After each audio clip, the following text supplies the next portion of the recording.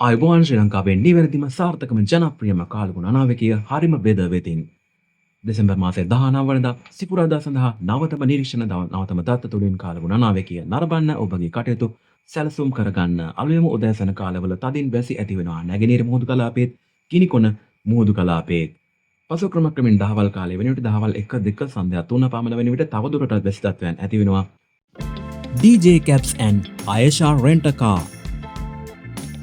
ලංකාවේ ඕනෑම ස්ථානයකට සැප පහසුවට අඩුම මිලෙන් යන්න දැන්ම අපව අමතන්න 0112 947යි 947. හොඳම වාහනයක් හොඳම මිලට DJ Cabs and Ayesha Rent a Car. කළමනාකාර ආදර්ශකතුමා Priyantha Rohitha මහතා 07 35 28 587.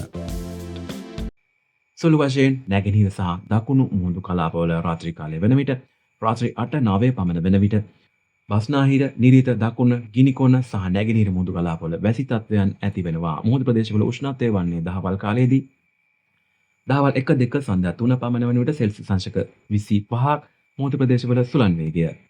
ඊටමතම තදින් සුළං ඇති වෙනවා පැයට කිලෝමීටර් 45 සිට 50-60 දක්වා විශේෂයෙන් බස්නාහිර මුහුදු කලාපයේ යාත්‍රා කරන්න එපා.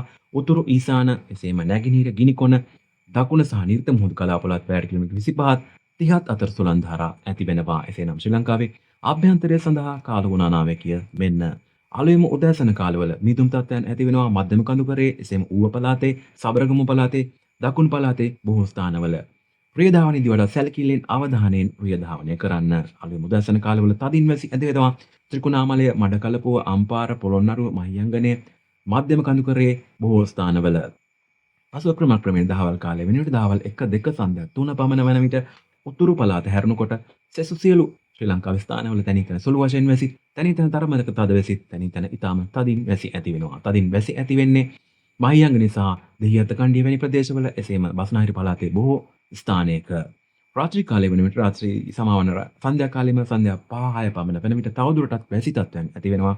මඩකලපුව එසේම මහනුවර වැනි ප්‍රදේශවල තනිතන සුළු වශයෙන් රාත්‍රී කාලයේ වෙන විට රාත්‍රී 8-9 රාත්‍රී 10 පමණ වෙන විට තවදුරටත් වැසි තත්ත්වයන් නොනවතී පවතිනවා මඩකලපුව අම්පාර මහියංගනය සහ ඒ ආශ්‍රිත ප්‍රදේශවල.